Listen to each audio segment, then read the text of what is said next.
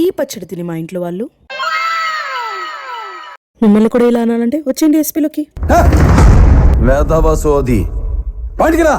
అయ్యో కోపడికని వచ్చేస్తున్నా. ఇంతకీ ఏం పచ్చడి అనుకుంటున్నారు? దొండకాయ టమాటా పచ్చడి. నేను చెప్పినట్టు చేస్తే చాలా బాగా వస్తుంది. లాస్ట్ వరకు చూడండి.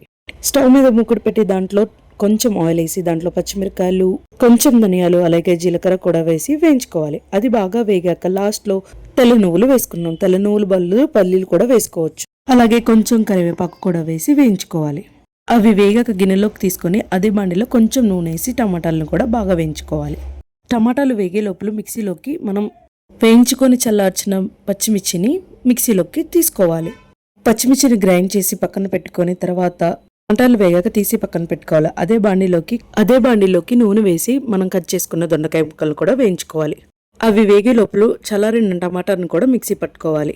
కచ్చపచ్చాక మిక్సీ పట్టుకున్నాక దాంట్లోకి చింతపండు కూడా వేసి మిక్సీ పట్టాలి.